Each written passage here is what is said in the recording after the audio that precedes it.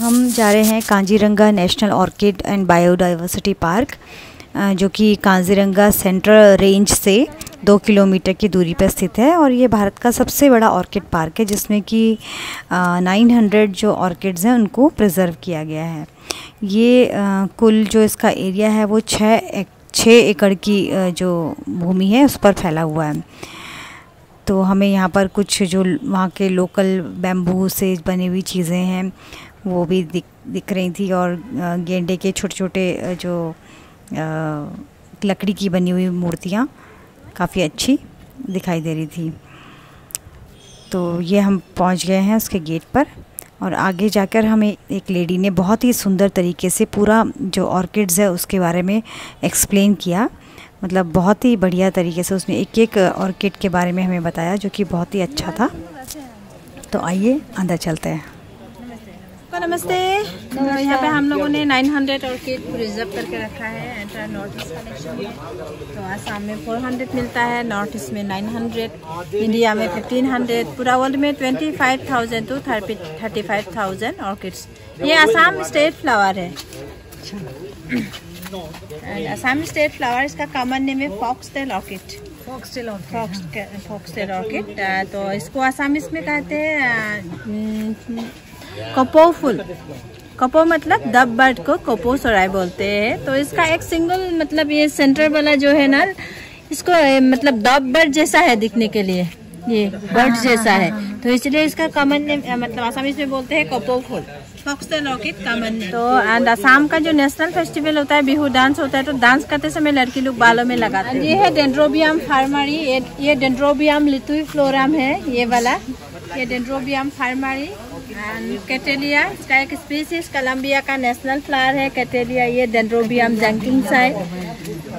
Dendrobium का बहुत मिलता है आसाम में, 57 स्पीसीज मिलता है बहुत। एंड भेंडा ऑर्किड, इसका सेंटर वाला एक बर्ड जैसा सेम ही है। मतलब ऑर्किड फ्लावर ज्यादा इंसेक्ट एनिमल से सिमिलरिटी होते हैं। ये भी छोटे छोटे बटरफ्लाई जैसा। And dendrobium lily, pineapple orchid, vanda orchid and dendrobium. इसको क्या आप मौसमी उगाते हैं? हाँ, क्योंकि यहाँ पे ऑर्किड 2 टाइप्स में है। ये मिट्टी में ही ग्रो होते हैं। अच्छा। एंड ये ट्रीज के ऊपर ग्रो होने वाला ऑर्किड। तो ट्री में रहता जरूर, लेकिन ट्री से न्यूट्रिशन नहीं लेता है, जस्ट सपोर्ट के लिए रहता है। तो ये खुद का न्यूट्रिशन खुद तैयार कर लेते हैं, एयर से ले लेता है। तो इसलिए ऑर्किड को एयर प्लांट भी कहा जाता है। लेकिन हाँ, तो वाइल्ड ऑर्किड के लिए पर्टिकुलर क्लाइमेट चाहिए, हर जगह नहीं होते है वाइल्ड ऑर्किड। क्योंकि इसके लिए चाहिए टेम्परेचर 06 से 36 डिग्री टेम्परेचर, 80% ह्यूमिडिटी। तो डायरेक्ट सनलाइट भी नहीं चाहिए। अच्छा। तो डायरेक्ट सनलाइट भी नहीं चाहिए। 30% सनलाइट, 30% पानी, 40% एयर। तो हम लोगों ने इसीलिए ये बना के यहाँ पे रखा है नेट हाउस। इसलिए 90% ऑर्किड नॉर्थ ईस्ट में ही मिलता है। तो नॉर्थ ईस्ट का ज्यादा, अरुणाचल, आसाम का ज्यादा, कार्बी आंगलॉन्ग में मिलता है हर जगह। तो इसमें से कौन सी स्पीच नॉर्थ में हो सकती है जहाँ पे 45 तक जाता है टेम्परेचर? कोई नहीं होगा। वाइल्ड ऑर्किड रख नहीं पाएंगे। ये सब वाइल्ड है? ये सारा वाइल्ड है। 900 ही वाइल्ड ऑर्किड है। हाइब्रिड भी है, हम लोगों ने 1-2 स्पीसीज हाइब्रिड का रखा है। क्योंकि हाइब्रिड ऐसा होता है पूरा साल खिलता रहता है। तो एक बार खिलने के बाद उसका एक सिंगल फ्लावर 2 मंथ 3 मंथ तक चलता है। तो हाइब्रिड मेडिसिन के ऊपर ही डिपेंडेंट है। उसको बहुत सारा मेडिसिन यूज करना पड़ता है। क्योंकि वाइल्ड जो है तो जंगल में कौन जाते हैं मेडिसिन देने के लिए, वो तो नेचुरली ग्रो होते हैं ना। तो इसलिए वाइल्ड ऑर्किड हर जगह नहीं होते हैं। पॉल्यूशन एरिया में बिल्कुल भी वाइल्ड ऑर्किड नहीं होता है। ये भी डेंड्रोबियम, ये डेंड्रोबियम पोलियंथम, ये dragon orchid and red tail orchid, paraphalaenopsis. देखो, ऑर्किड एंड नॉर्मल फ्लावर में डिफरेंस ये कि ऑर्किड में हमेशा आइडेंटिफाई करने के लिए 1, 2, 3, 4, 5 एंड 6 ही रहते हैं। इसको लीब या लैबलम कहा जाता है। इसका सेव हमेशा इंसेक्ट एनिमल से सिमिलरिटी होते, जिससे कि इंसेक्ट जैसा लगता है ना। हाँ, 6, 5+1, बीच का एक अलग, सबका अलग है। देखिए इसमें भी देखिए ना, 1, 2, 3, 4, 5 एंड 6। इसको लीब या लैबलम कहा जाता है। इसका सेव हमेशा इंसेक्ट एनिमल से सिमिलरिटी होते, क्योंकि ये पॉलिनेशन के लिए। क्योंकि ऑर्किड में ओनली 20% में खुशबू रहता है, 80 में नहीं रहता है, बाकी 100% ही फ्लावरिंग होता है।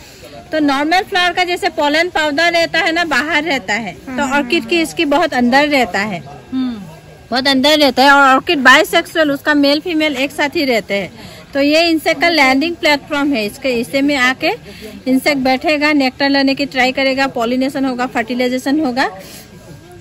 एंड बाइसेक्सुअल तो है ही ऑर्किड। एंड स्पेसिफिक इनसे की पॉलिनेशन कर सकते हैं, स्पेसिफिक ही होना चाहिए। एंड तो इसमें कुछ फ्रूट भी आता है क्या?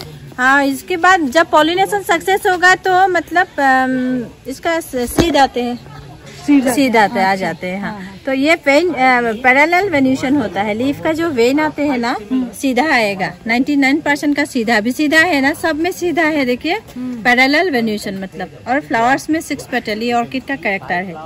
मतलब लिली में भी 6 ही रहता है, लेकिन अलग फ्लावर में मॉडिफाइड पेटल नहीं रहता है।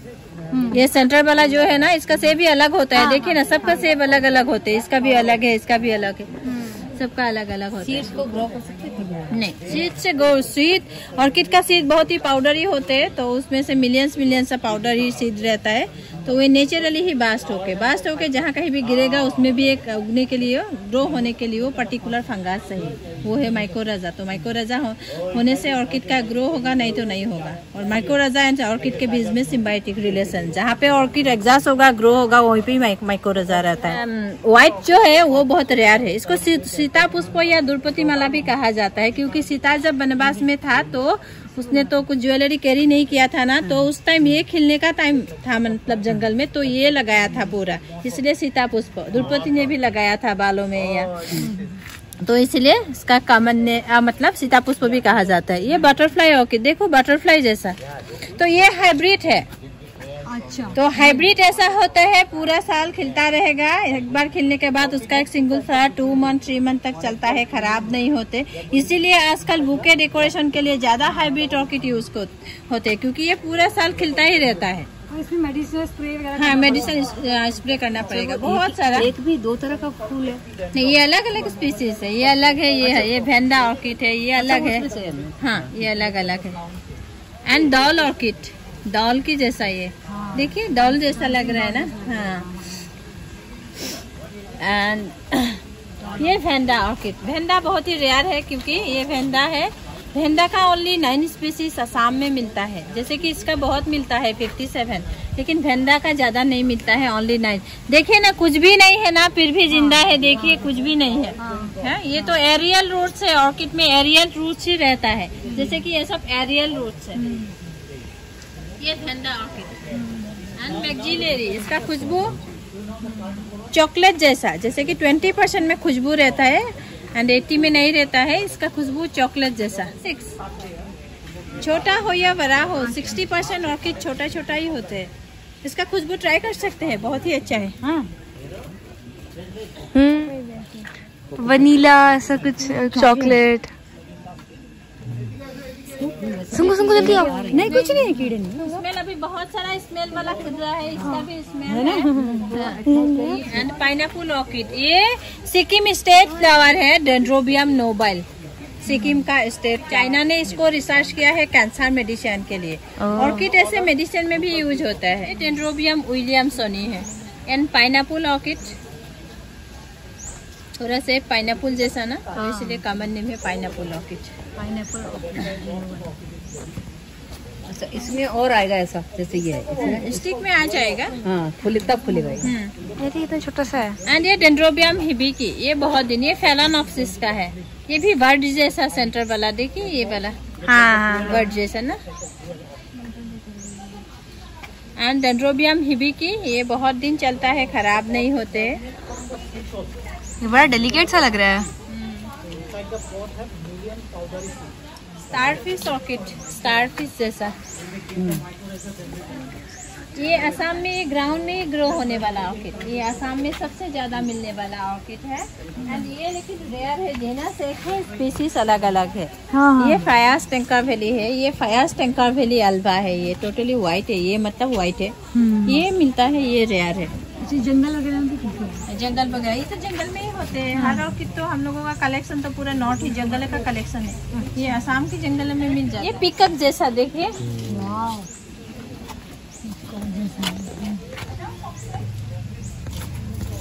पंखा उठ रहा है। एंड ये ब्रिक चारकोल देके गमले में ऑर्किड लगा सकते हैं, इसको मिट्टी की जरूरत नहीं है। चारकोल ब्रिक देके, तो चारकोल पानी को एब्जॉर्ब करके रखते हैं, तो मॉइस्चर रहता है, ह्यूमिडिटी रहता है। ये बटरफ्लाई वाला देखिए, बटरफ्लाई ऑर्किड की फेस ऑर्किड, हाँ, मंकी जैसा इसका फेस है। Common name lady slipper, slipper की जैसा लेडी।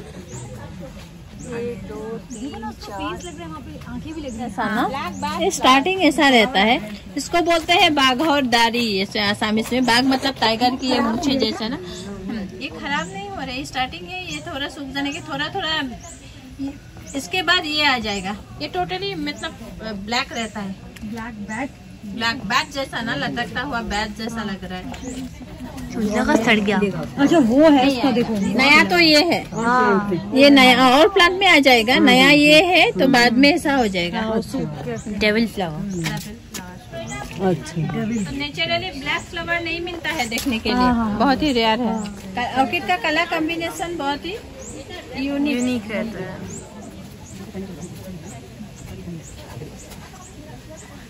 ये सब कार्निवोरस प्लांट है, इंसेक्टिवोरस प्लांट। अरे वाह, पिक्चर प्लांट, पीछे प्लांट, वेनस फ्लाईट्रैप, दशहरा, ये सब इंसेक्टिवोरस। एक लिक्विड जैसा रहता है, स्टिक ही रहता है वो पूरे। वही वीनस फ्लाईट्रैप जो है किस चीज में उगा रखा है आपने? सॉरी, मॉस के ऊपर लगाया है। मॉस ही है? मॉस के ऊपर लगाया है। एक्चुअली मेरे पास इसके सीड्स हैं। तो किस चीज में लगाऊं उसे? मॉस में? सीड में आ जाएगा क्या? ये तो पॉसिबल नहीं है, फंगस सही है शायद। अभी फिर भी ड्राई मॉस में थोड़ा मतलब जो ह्यूमिडिटी रहता है, इतना पानी भी इसको नहीं चाहिए। अच्छा, हम लोगों ने डायरेक्ट प्लांट ही लगाया, सीड से जर्मिनेट नहीं किया है। अच्छा, हाँ। कोकोपीट वगैरह में ट्राई कर सकते हैं। कोकोपीट में भी रख सकते हैं, लेकिन ज्यादा पानी देने से ये खराब हो जाएगा। इसको डायरेक्ट भी सनलाइट भी इसे नहीं चाहिए। अच्छा, इसलिए हम लोगों ने यहाँ पे रखा है। ये धूप देने, डायरेक्ट धूप आ जाएगा तो ये खराब हो जाएगा। मतलब ये इंडिया की नेटिव भी नहीं है, हम लोग रख नहीं पाते हैं, ये खराब हो जाते हैं। प्लांट ये मेघालय का है, इसका साइंटिफिक नेम है नेपेंडिस खासियाना। ये खासी है, जंगल में जो होते हैं ना, काफी बड़ा होते हैं, पेड़ भी इसका बड़ा होते हैं। ये butterfly orchid and dendrobium farmeri and joker orchid. देखो जोकर जी की जैसा कान है and cap and eyes, mouth सब है जोकर का। के ऊपर जब मतलब सनलाइट आएगा तो ज्वेलरी जैसा चमकता है, तो इसलिए कॉमन नेम है ज्वेल ऑर्किड। ये बहुत ही रेयर है एंड इसके फ्लावर है, ये देखिए व्हाइट पिजन जैसा लग रहा है ना, कबूतर जैसा फ्लावर। अमेजिंग।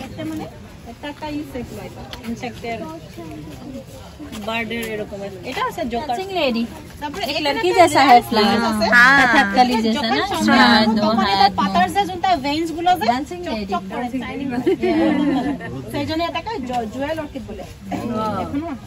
ये कलांथी का है, देखिए ये सेंटर वाला डॉल जैसा, जैसे कि एक लड़की जैसा सेंटर वाला पूरा लेबलम पार्ट अच्छे से देखने से। इधर वाला शायद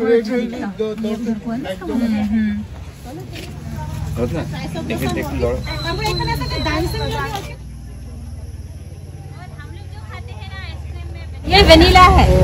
हम खाते हैं ना हम लोग आइसक्रीम में, वेनिला आइसक्रीम, वेनिला केक, तो वेनिला भी ऑर्किड है। अच्छा, तो इसीलिए कहा जाता है ऑर्किड खाने के लिए भी यूज किया जाता है। ओके। तो वेनिला ये स्पीसीज असम का है, वेनिला बोनांसिस। वेनिला का फ्लावर ओनली 6 घंटे के लिए खिलता है। अच्छा। उसको मैनुअली पॉलिनेशन करना पड़ता है, हैंड पॉलिनेशन।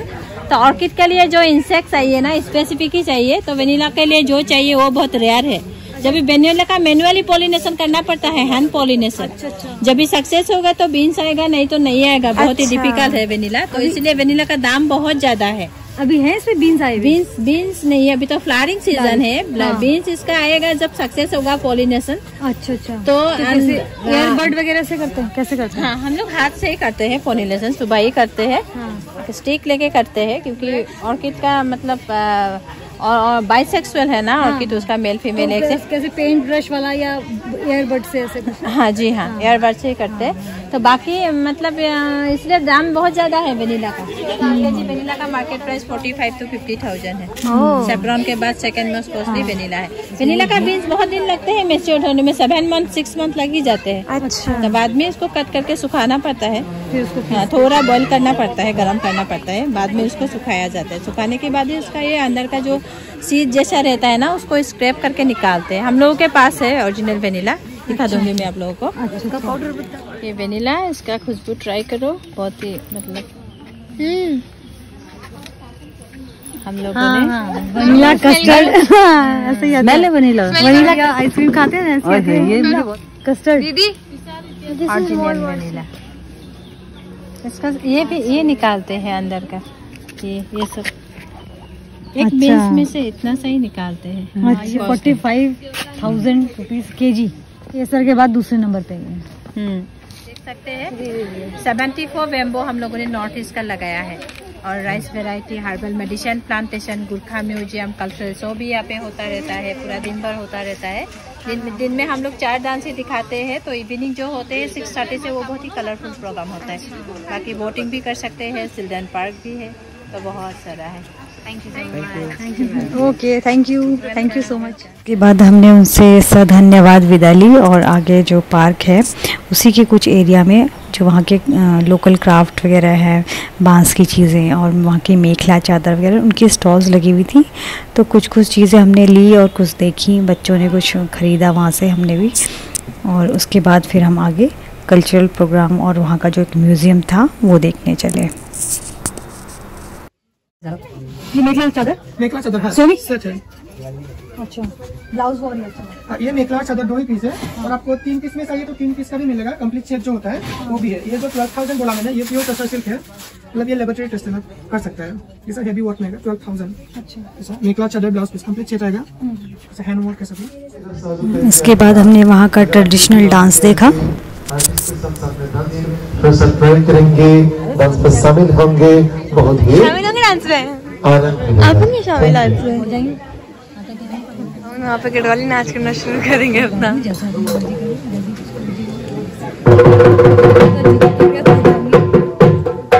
अगर आप मुझे जूते निकालते देखो तो समझ आना कि कूदने वाली हूँ अभी।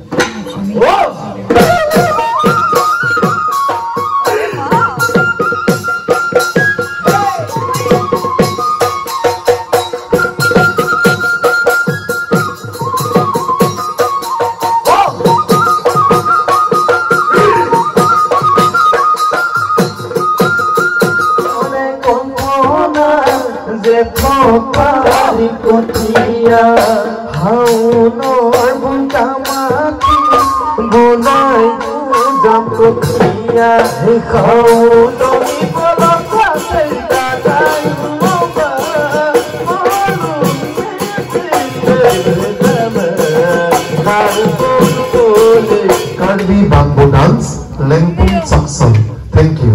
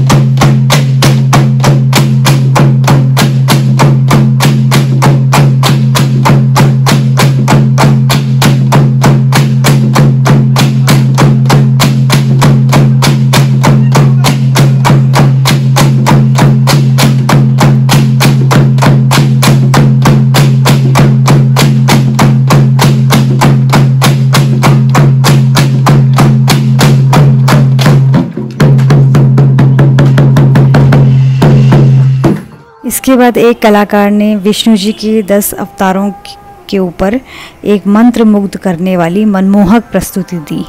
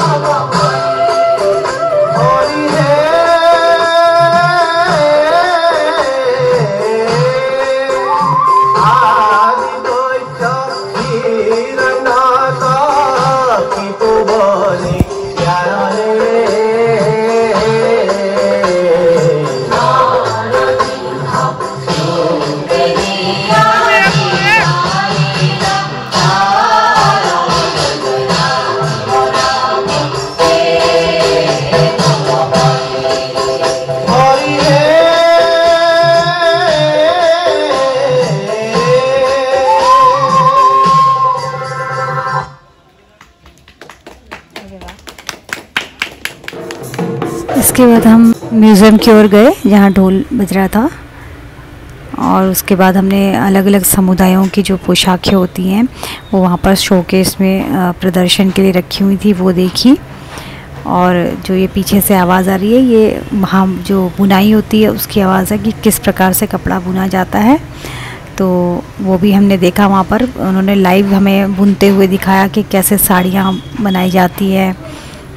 तो उसका भी वीडियो मैं आगे आपको दिखाऊंगी।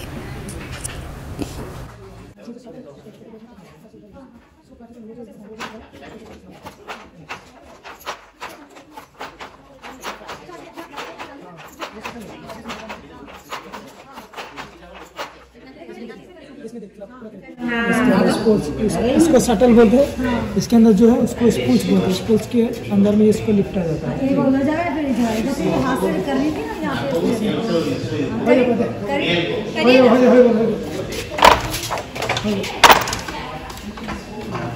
उधर भी होगा ना, एक ही उधर से उधर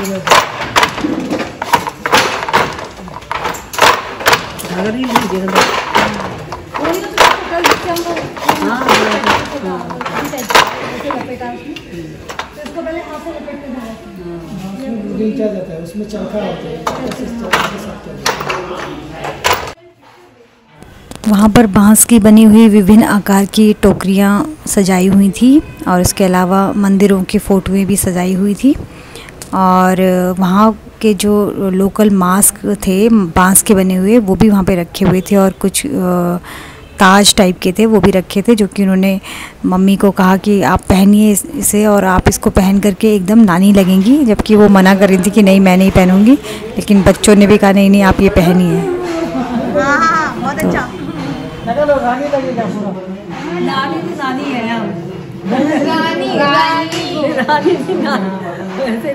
तो नानी ने पहनी, नानी को देख करके सब बच्चों ने भी पहनी और फ़ोटो खिंचवाई, और इस तरह हम उसके बाद वहाँ से वापस आ गए। तो अगर आपको मेरा ये व्लॉग पसंद है तो please like share and subscribe my channel. Thank you.